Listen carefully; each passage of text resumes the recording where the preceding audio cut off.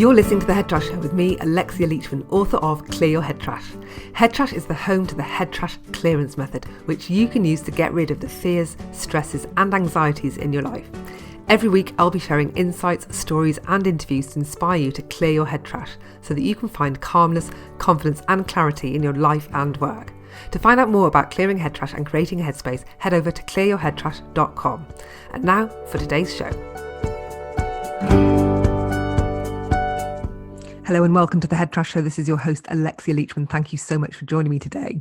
Now, on today's podcast, we're going to be talking all about the psychology of pain. We're also going to be touching on pain and suffering.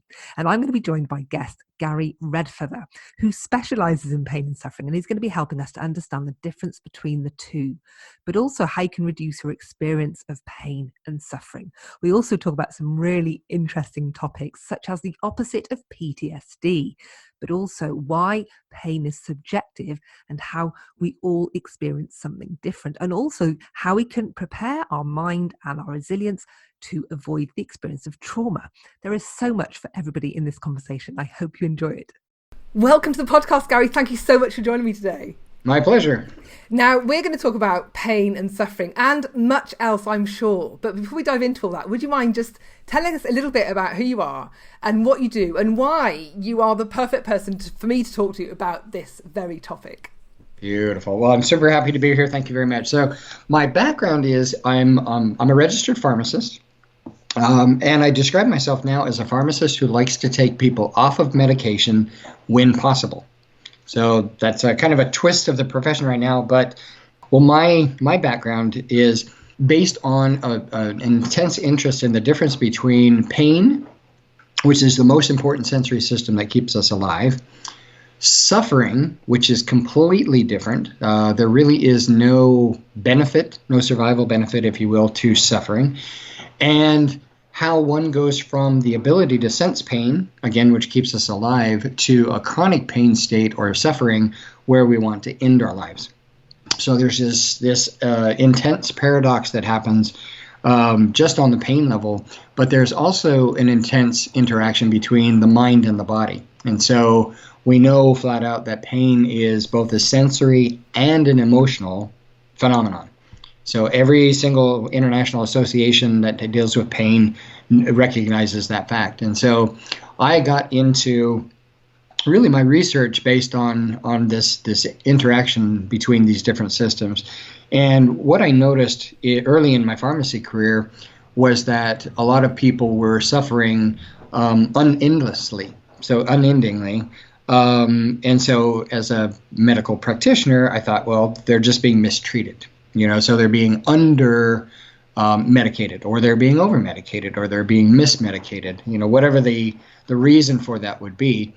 And I proved to myself that for many, many people, that was true. What that then led me to realize was that at least 30 to 40%, maybe even a little bit higher, of people in chronic pain states were untreatable. So by conventional means. And so I thought, no, that's not right, because that's a tremendous amount of suffering that is happening, not with any justification, if you will. So I'm a clinician, but I went in and I got my doctorate in a branch of pharmacy called neuropharmacology. And so this is all how medications work in the brain and central nervous system, specifically around pain. So I started advancing my own knowledge and our collective knowledge about how medications work and how some things like antidepressants and other medications that aren't normally associated with pain really work in pain states. And they don't really have to do with, say, as an antidepressant, depression, even though they do work that way. It's how the system is affected by the medication. But that still didn't allow me to really find the causes of this change. So how did the nervous system change from the ability to sense pain to this chaotic, absolutely unendurable chronic pain state? And so I did a postdoc fellowship in a field called electrophysiology.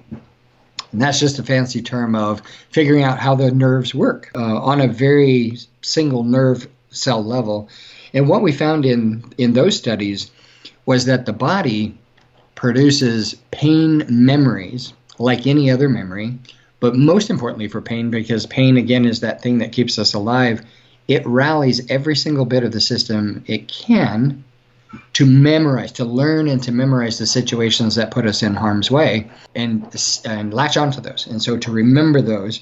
And so the cause of the pain can be long gone. So what prompted us to develop this memory can be long gone. But as almost all of us know, memories can trigger at any point in our life. And so you smell a smell or you hear a song and a memory gets triggered in your body somewhere. The same thing happens in chronic pain states. So even though the cause of the pain is long gone, the memory trace remains and you can trigger into it. So that led me into, okay, how do memories fade over time? Because we know memories dramatically change over the course of time. So can we use that? So if you can see, there's kind of a thread of my career.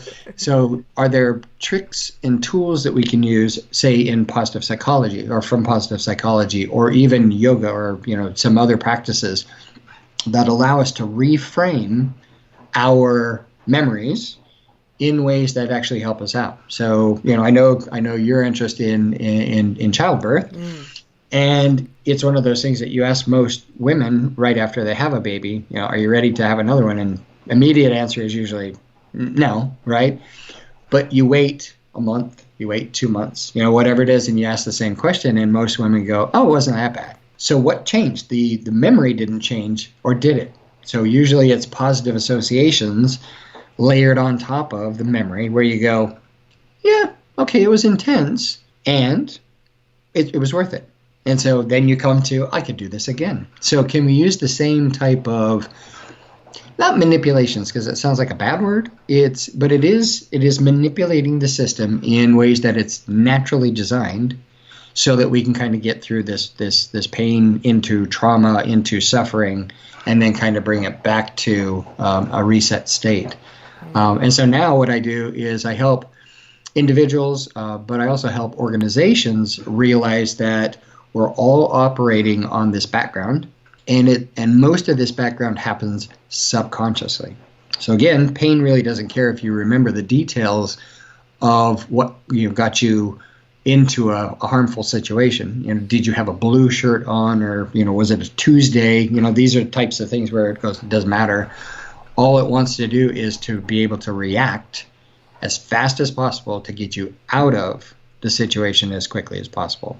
Now what I do is I help individuals and organizations go, right, if we're all in this situation, can we actually raise the awareness? First off, raise the awareness and then start to appreciate it as a beautiful tool in our toolbox, if you will, that can help everyone to rise up above the past traumas. I'm interested in the emotional component in pain. That was one question that kept coming up for me when I was listening to you describing the difference between pain and suffering. So before we go to the emotional bit, would you mind just explaining to people the difference between pain and suffering? So pain, in non-human studies, we actually don't use the word pain because pain is, by definition, emotional and physiological. So right there we have to readily admit that you can't have one without the other. So in order to talk about pain, we have to admit that there is a mind-body connection, period.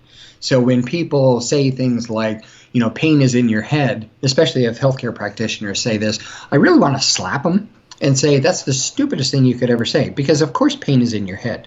The point of this is because they're inseparable, we need to kind of back away from the human part of this, if you will, and just talk about what's called nociception. And so nociception is the purely physiological systems that transmit a pain signal versus a non-pain signal. So there are nociceptive stimuli and non-nociceptive stimuli. So that's just the purely physiological thing. And if you think about your skin, just to use an example, if you lightly brush your skin, you feel it, but yet that's not painful, right?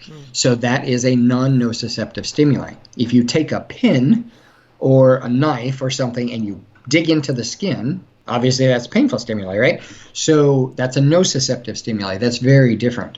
So pain itself, in just the pure physiological terms, is the ability for the body to sense threat or potential threat. And that's the key thing in pain, is it's either the real threat or the potential threat of harm. The emotional part of this, and this is what, again, makes pain a complete picture, if you will, in the human body, is we can't differentiate threats from emotions. We can't separate pleasures from emotions. We can't separate really any part of our lives from emotions. And so we're that type of animal, as are a lot of different animals. Where that starts to transition into suffering is if we have a painful stimuli, from a physiological standpoint, that then carries the signal into our system, we already start to evoke the emotional responses. So it goes from, say, pure physiological to physiological and emotional.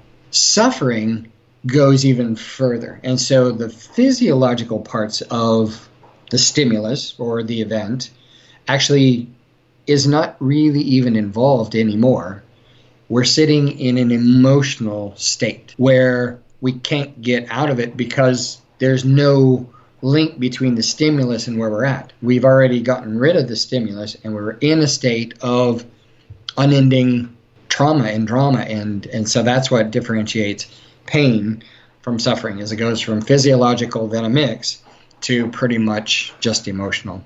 And pain is not an option in life. Suffering is. Mm-hmm. And so there are states where people are born without the ability to sense and process painful stimuli. There's something called congenital insensitivity to pain. These people who were born with this deficit, or multiple deficits in their system, usually die before they're 15 or 20 years old, because that's how important pain is to us. So you go to bed at night and you sleep, your arm is kind of twisted around. Even when you're completely subconscious, unconscious sleeping, your body will still adjust because it senses that pain signal and you readjust, right? People with congenital insensitivity to pain can't. So their blood supply gets cut off. They dislocate a shoulder. They can't feel it. They start literally walking themselves into the ground because they don't know they had a splinter, whatever it is. And so pain is that important. So we should look at pain as a godsend. I know it's hard to hear for a lot of people, going, especially if they're suffering from pain.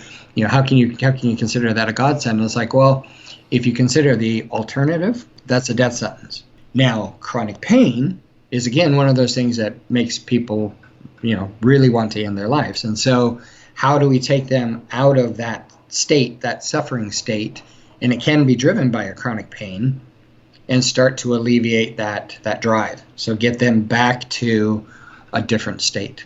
So when you say chronic pain, are you talking about that kind of pain that just never goes away? So it can be constant. So a lot of people think chronic pain has to be constant. Okay. And while that's one type of chronic pain, it doesn't have to be constant. So if you have like an ongoing episodic type of pain, so you have a degenerative disc or something in your back, when you're properly seated or you're sleeping, you're perfectly fine. As soon as you move, the pain triggers again. So that trigger, even though it's not an ongoing signal, sometimes just that trigger keeps the entire system sensitized, if you will. So it doesn't have to be completely ongoing. It can be episodic, but it's just one of those things that over the course of time, pain usually resolves. Because once the system recognizes the pain and the potential threat, takes care of it, the system tries to reset itself back to zero, basically. In chronic pain, you don't have that full reset. And so sometimes to alleviate a chronic pain is to just simply break the cycle. So how do you break the cycle? You can do it pharmacologically, with medicines. You can do it physiologically by other manipulations like yoga or meditation or mindfulness-based stress reduction or whatever. And then you can do it by more traditional emotional techniques, like mindfulness or, some of the other techniques that I know you're involved in. So it's just, we've got a whole spectrum of opportunities to break the cycle. Sometimes all it takes is just a little break. But the system, once it's changed, doesn't want to change back because it's that important. So if we start trying to reset our system and we're finding it's not going as fast as we want, it's not going as far as we want, all of these things, it's really in our best interest to go, that's the way the system is designed. It has nothing to do with weakness. It has nothing to do with willpower. It has to do with your system says, you are that important. Your life is that important. I'm going to do everything possible to not lose that memory. So it's interesting hearing the role that emotions have within the pain experience, and actually it's a non-negotiable. Is that what I'm hearing? It's part of that pain experience. Yeah. It is definitely that sensory emotional component. So it's absolutely both all the time. And when people tend to pretend that it's one versus the other, or one, over the other, that's when we start setting ourselves up for problems. If you go back to the traditional British stiff upper lip, image, pain goes, I am so much more powerful than your stiff upper lip. But yet people go, I can't talk about it. I can't, show any weakness in big quotation marks. The system goes, that makes no difference to me whatsoever. So to just simply open ourselves up and go, I'm scared, that my pain is not going to be released. Just opening up is a huge benefit. So to create relationships between ourselves and other people stops the loneliness and the isolation, because there's not one person who's out there who's not pathological, who hasn't gone through something on their own, in their own way. And so let's go past, not just past it, but to embrace the emotions as part of it. Now, the key thing to me is not to use the emotions as a crutch, because a lot of times, especially in chronic pain patients, but lots of other people, anxiety sufferers, phobias, there's lots of other, states that emotions can be used as a crutch. We need to acknowledge that they're part of this, but not to go, oh, I'm just, and then fill in the blank. I'm a highly sensitive person. So HSP is something that we know some people are more sensitive to certain stimuli than others. But does that mean just because you have a higher sensitivity to something that you're always going to be stuck, not being able to do something? Well, perhaps, but perhaps not. So how can we start to test the system in very controlled ways, very safe ways, to start to test that, and then to say, right, you didn't trigger into a phobia. Just use something else. You didn't trigger into a phobia when you were in this situation. So now you've proven to yourself in this, experiment, if you will, that your phobia is not going to trigger all the time. So can we start to expand that out, and then play around with the ingredients that underlie the success of change? So what I also do is a combination of mental and physical resiliency training. And the reason why it's a combination of the two is because of that mind-body connection, right? So if we work on only our mind and our body is decaying, literally or metaphorically, the mind is going to suffer eventually. So that's the mind focus. If we focus only on the body and become a body beautiful by working out all the time, but yet we don't cultivate our mental health, you think that's going to work over the course of time? Not so much. And so if we cultivate both of those, we're cultivating the totality, if you will, of the system. And so we can do that. And most people, unfortunately, don't cultivate their resiliency until there's a problem. And usually that's too late. So again, in my field, there's a saying, it's not a question of if trauma is going to happen, but when. So if it's a question of when, why don't we prepare for it? Why don't we cultivate the resilience that we currently have into something better? Because oftentimes we're unprepared for the major traumas that happen. Like the death of a child, for God forbid, right? Or an automobile accident, or a divorce, whatever the trauma would be. Can we actually prepare ourselves mentally and physically so that when that happens, we're able to step back, feel the emotions, absolutely, let the emotions come, and then kind of go, okay, that's not what I wanted. It's definitely not what I desire. Can I be okay with this? Will I be okay eventually? And then kind of throwing out timescales, because we tend to be our worst planners, especially when we're stressed. All this makes sense. So why not cultivate our resiliency in very controlled, very manageable blocks and develop that resiliency? And we absolutely can do that. And that's part of the work that I'm doing with women in preparing for birth, because birth can be hugely traumatic for many women. Yeah. And actually, as you've just described, the way, trauma doesn't always take root. The same thing can happen to several people, and one person might be traumatized and the other isn't. So it's not the event that's traumatic, it's who it's happening to, whether they're resilient to the trauma, as you've just said. And there are ways, certainly within the context of birth, that I found that helping women to prepare for birth by boosting their resilience and by ensuring that if it doesn't go the way they want, they still feel in control and they're able to not be traumatized and come out feeling positive about it. And that absolutely is. So it's really good to hear you say it, because I really do believe, like you do, that actually we can prepare people to be resilient to trauma so they don't become affected by those events in the same way. Yeah, we can't not be impacted by, and then fill in the blank. So childbirth is a beautiful example, but we can't not be impacted by the loss of a loved one. We can't not be impacted by anything in life. So if we can't not be impacted, absolutely sit with the impact and realize there's something else that can be done. How we train the system is critical. So there's a beautiful book that I would really recommend to people who are into very thick, very scholastic, very academic reads. It's a very simple title, but the book itself is rather a difficult trauma to get through for some people, and it's just simply called Behave. And the gentleman that wrote that is a physician named Robert Sapolsky, and I'll get you the information, but he's a researcher in California, and he simply gets into the systems that are in place during any behavior, okay? But if you look at how we train our system from a daily standpoint, from a weekly standpoint, from a month or an annual standpoint, or whatever it is in our lives, we absolutely train our systems to do exactly what they do when we experience anything.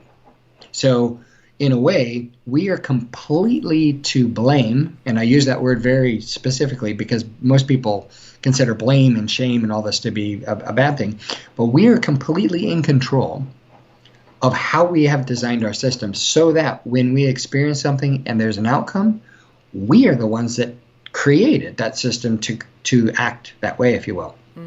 That's the power.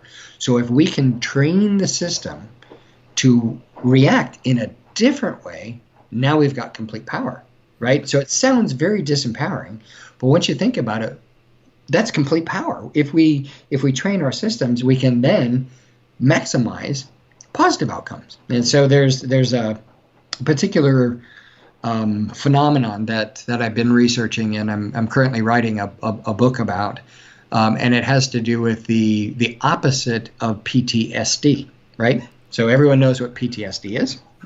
Don't even need to describe it, but okay, post-traumatic stress disorder. So that's, you have the trauma, there's the stress that goes away, and then there's this disordered state that people cannot recover from, right? So that's called PTSD. Well, there's something else called PTGO, which most people have never heard of. And I talk about this to healthcare practitioners, and most healthcare practitioners have never heard of this. And it's just like, okay, so can you imagine what PTGO would be? No, post-traumatic. Yes, you're in very good company. So what PTGO is you have the trauma happen. So the PT is the post-trauma. You enter into a state that's very ordered, and it results in growth that could not occur had the trauma not happened. So it's called post-traumatic growth order. I love it. So some people have been able to train their systems. Usually it's not by conscious training, but they train their system. They have their system trained so that when the trauma happens, it's kind of like the phoenix rising, So you get in, you have a major trauma happen, and it just thrusts you into the fire, and it absolutely burns away everything that didn't mean much to you, and you come out of the ashes and you start to fly. Yeah. Okay. That's post-traumatic growth order. And what we're finding out, and it's still very early, and people really haven't researched this very, very much, but those people who go through a trauma and can not just recover, but go past their previous baseline, if you will, had certain characteristics happen in their lives that set them up for that growth order.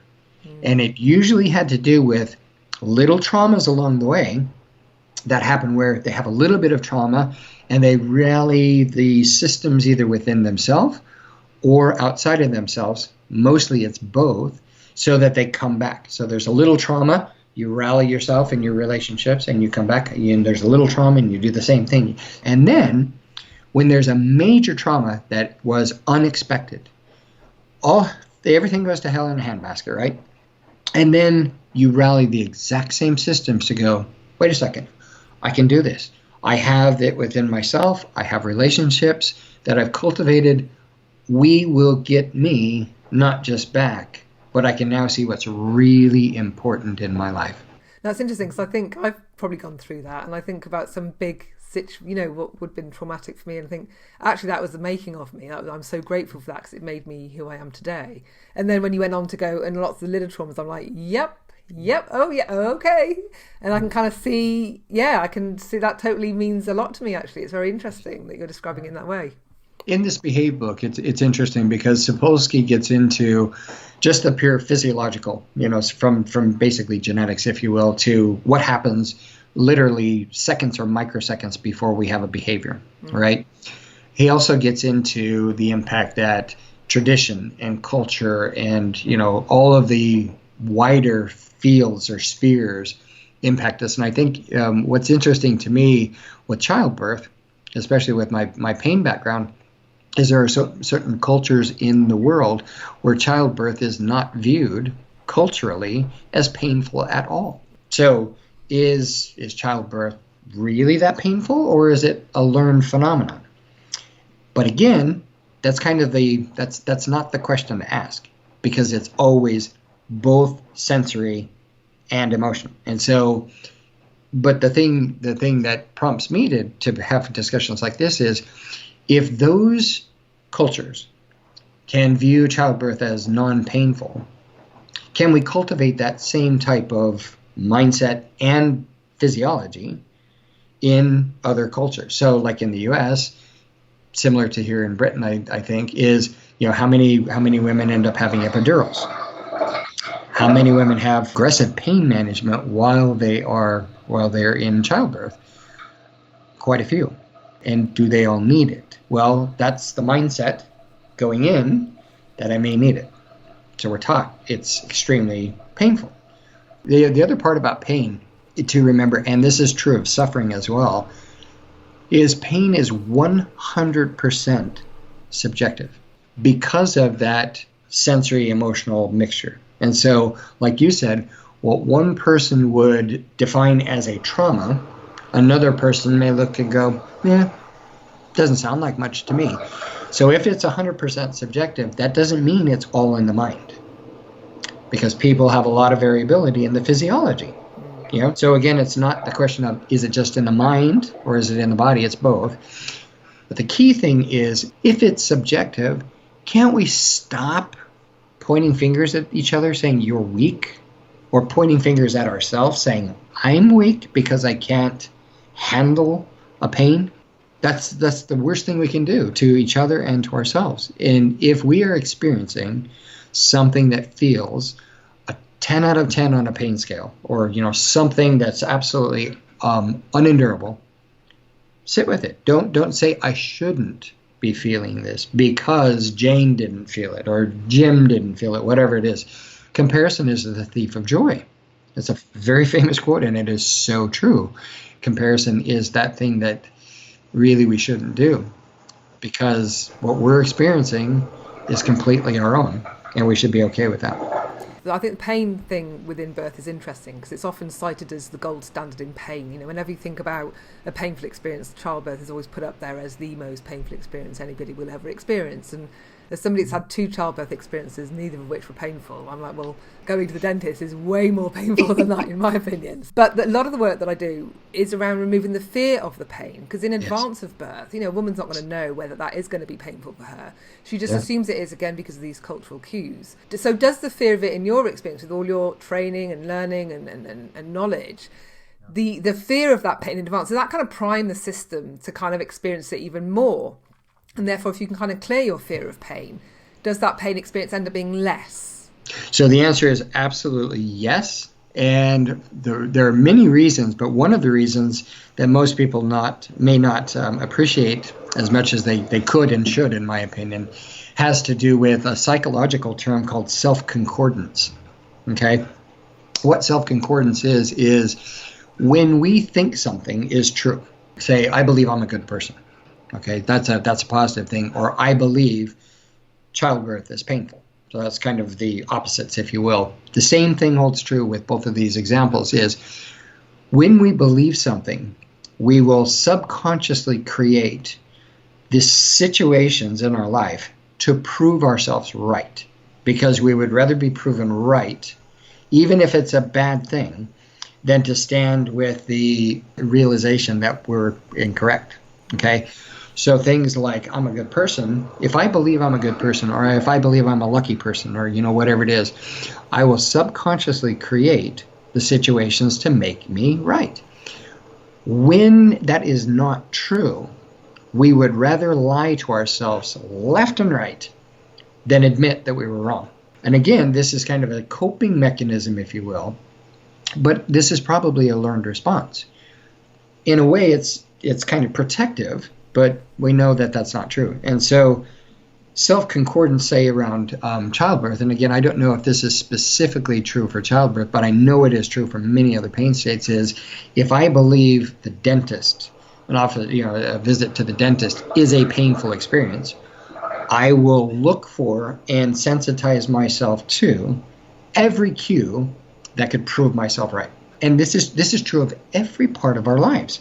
If we believe we're neat or messy, we will prove ourselves right. If we believe that somebody is an angry person, we will design the communications to make them angry and prove ourselves right. So it's one of these things that we really do want to feel good about ourselves, even if that makes us feel bad, if that makes sense. Absolutely. It reminds me, I kind of want to say reticular activation system when you say that, which I read about that first in, I think, the book called Cybernetics, which is that system within us that basically takes us nearer the goal. It's like setting a sat-nav for the mind, where if you think something is going to be the case, you'll basically just keep pointing in that direction until you achieve that thing, or you are, because you do not want to be proven wrong, or that is the kind of the subliminal goal that you've set for yourself as an outcome. That's it. Yeah. And so therefore, if you're fearing this pain, then you're almost kind of priming your system that it's going to be painful, and then so then it's emotionally weighted, which then kind of almost throws you in that direction as well. So it feels like the belief and the emotion component almost guarantees that experience potentially. So it's interesting that you would expect that would almost guarantee that, and I do agree with that in some ways.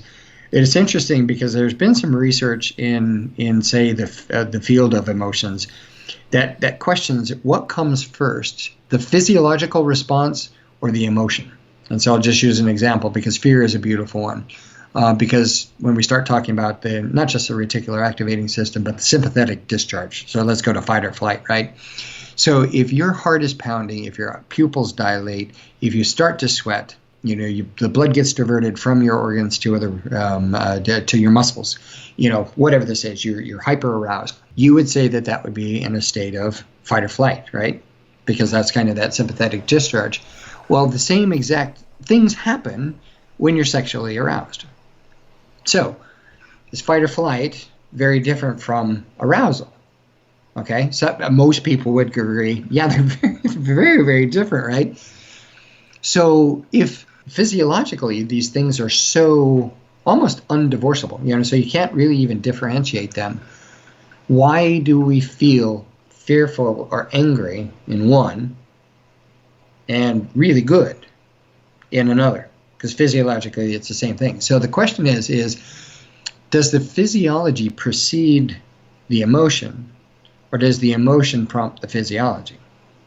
It's a fascinating question, because fear is one of those things that we may learn is fear, but the response comes first. So if we can, feel our heart race, we can feel kind of sensitized, if you will, as we go into the doctor's office.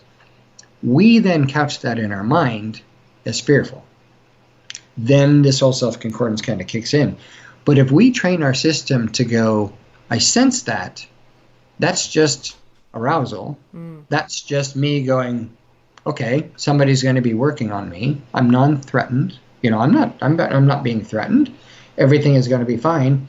Then we have a completely different outcome. But it's just coming to question what we're feeling and going, can I actually use this information to help me versus hurt me?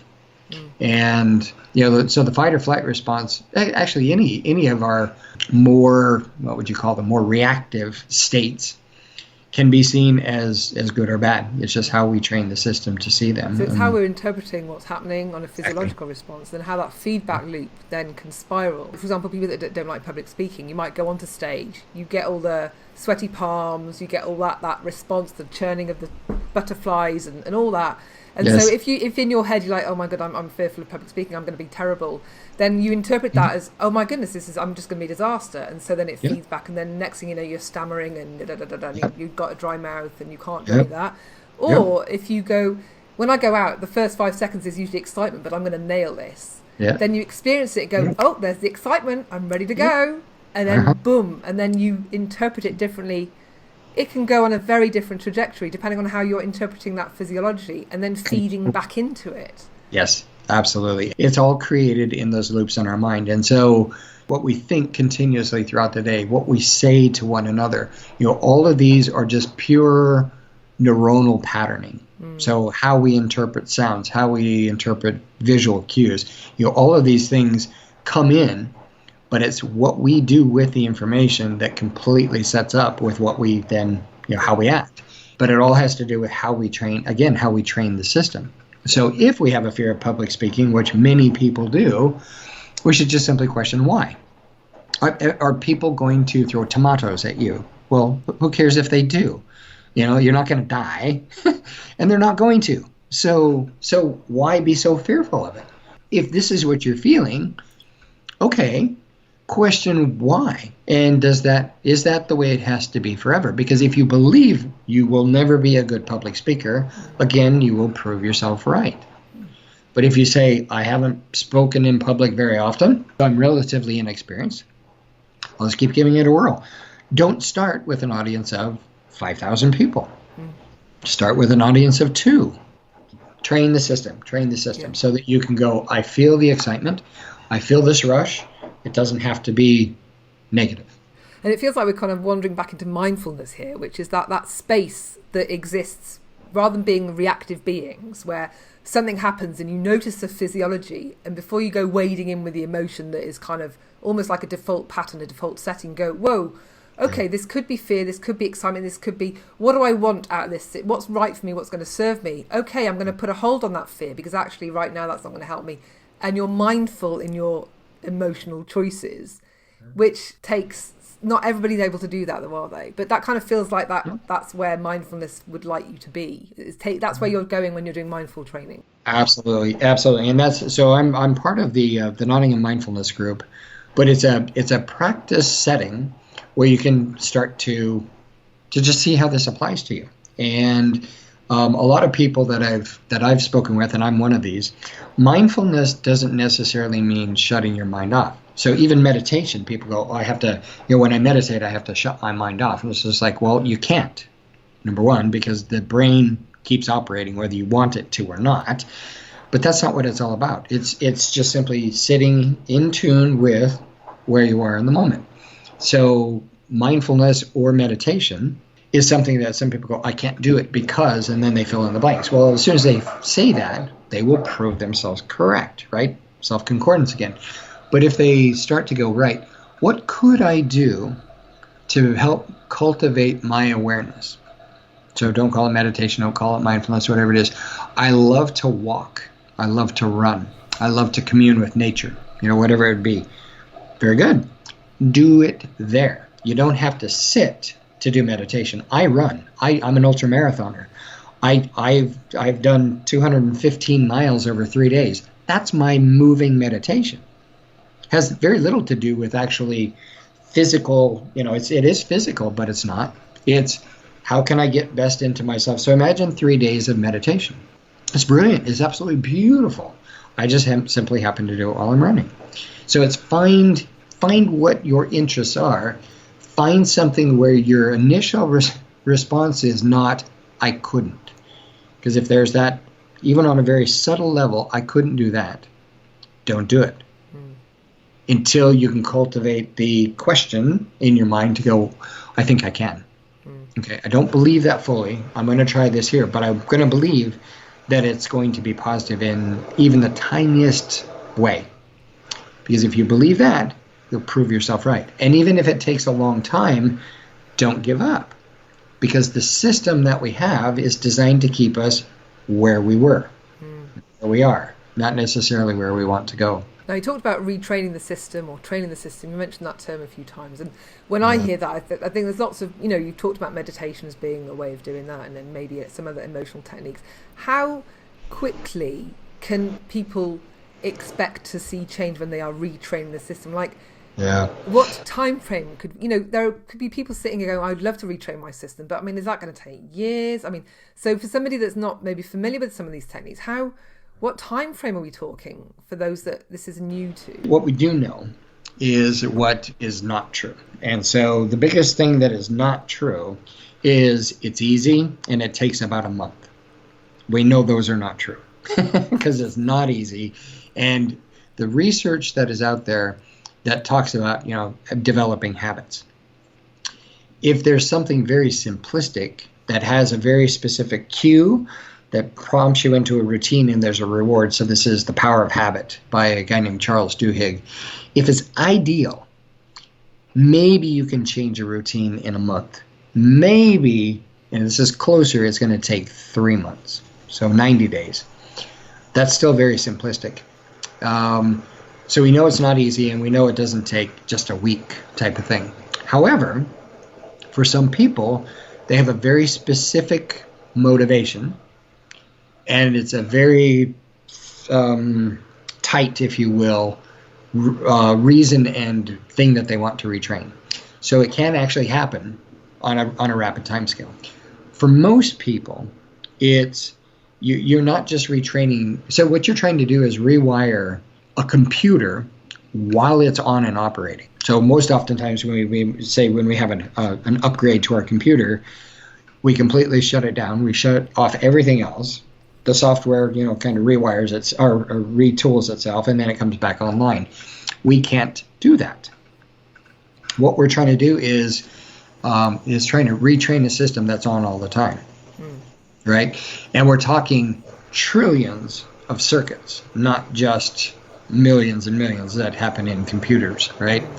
So it's usually a lot longer than we think. Now, does it take 50 years to retrain your mind? Because if you're 50 years old, it took you that long to get to where you are.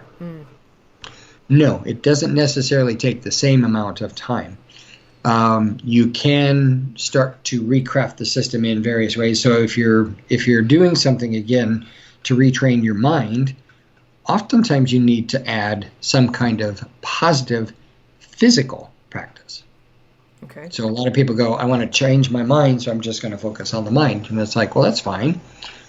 But the mind sits in the body, and if the body is unhealthy, the brain is not going to be able to change as rapidly. So when I talk with people, it's really looking at the system holistically. So it's, what are your belief systems? What are your physical practices? What kind of relationships do you have that are supportive or not? And really looking at it in a very honest way. Let's talk about your emotional state. Are you able to commit to something based on where you are emotionally? A lot of people wouldn't necessarily be there, not because they're not ready emotionally, but because they don't have the relationships. They don't have the supportive systems or structures around them in order to prompt the change. So I know it's a kind of a long-winded non-answer of that, but it's usually not comparing ourselves to others or to the idea that we have. And it's usually recognizing that it can take months, multiple months, and even up towards to a year. And it's not something that should be attempted with a single approach. So again, if we want to change a belief, if we want to change a thought or a bad behavior, like smoking, can we abruptly change our life and expect it to change? Well, people stop smoking cold turkey. It's not very enjoyable, and a lot of people go back to it in the end anyway. But that's because they didn't really try it the best way. So it's things like, what are the prompts for the smoking? Is it supportive? Is it relaxing? What's relaxing about it? How can you kind of build those up? So again, sorry, it's a very long-winded answer of it takes a long time. Yeah, it can take a long time. And we can also kind of start to chase something that doesn't necessarily need to be changed. It's how we view it. So again, like pain and phantom limb pain, sometimes we never get past it. But the person can then come to be in a beautiful place that they weren't able to be in before, they started, whatever activity. So that's bringing us back to pain, which is kind of where we started. And I'm thinking about the suffering piece and how that has got the emotional component then. And so with the work that you've been exposed to, the work that you're doing, are people able to kind of move out of that place of suffering that they found themselves in? Is that something that, people can get out of? Yeah.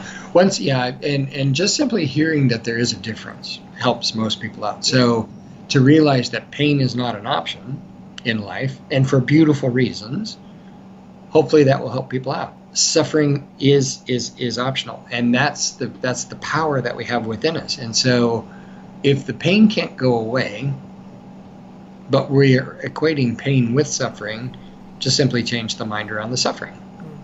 And we can do that by lots of different techniques, So, childbirth is one, but veterans of war, So there are men and women who are in the battlefields who kind of walk on, completely blown away legs, or they have shrapnel in their bodies, and they know that they need to keep, quote unquote, soldiering on. So there's a greater cause for what's happening.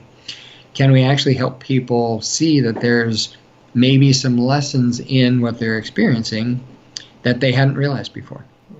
But again, pain to me really is that godsend. Pain is the lens that focuses our attention in ways that nothing else does. And so it's a beautiful thing for us because it forces us, whether we want to or not, to direct our attention to something that really matters to us.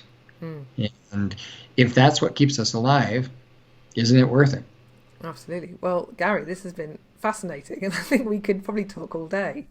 Just noticed the time and how long we have been talking. So this seems like a natural point to kind of wrap up. Is there anything, I don't know, like we've talked about so much, but is there anything that you think still needs to be said, that a question I haven't asked? The important thing to me is to realize that just because you haven't been able to find a solution to, a problem, doesn't mean there's not a solution to the problem. And if it feels like you've tried something 50 times, to get you to where you think you need to go, and 50 times it hasn't worked, you now have 50 different times of experience that help you to look back and say, right, what was missing? What was deficient in that? What was I over depending on? And so it's actually something called the spiral dynamic of evolution. And so when we consider, that mental construct of coming full circle, so we start to try to change something, we kind of march along, and then we find ourselves back in the exact same place. How many of us have not ever felt this, right? And we try to change again, and we find ourselves right back in the same place, right? We never really are back in the same place because we always have time and experience that builds, right? So if we're not very far away from where we were, we still have time and experience. And so it's just questioning, how can I actually keep cycling, not circling, but cycling with tiny little diversions or pressures to try to start to spiral ourselves in the direction we want to go. So never give up hope, because hope is everything. And if you just simply haven't found the solution that you're looking for, you just simply haven't found the solution. There's no shame, there's no blame. It's, have you tried? Yeah. And are you going to continue trying something? And if the answer is yes, you're good. Fabulous. Well, thank you so much, Gary, for sharing your wisdom on this, such an important topic. I think it's going to help a lot of people to get their head around this. Thank you again, Gary, for coming on. It's been brilliant. Thanks for tuning in. You've just been listening to me, Alexia Leachman, here on The Head Trash Show. If you enjoyed the show or the book, Clear Your Head Trash, I'd really appreciate you leaving a review on iTunes or Amazon. Stay tuned for upcoming episodes for more insights, interviews and inspiration for clearing your head trash and reclaiming your headspace. Until next time, bye for now.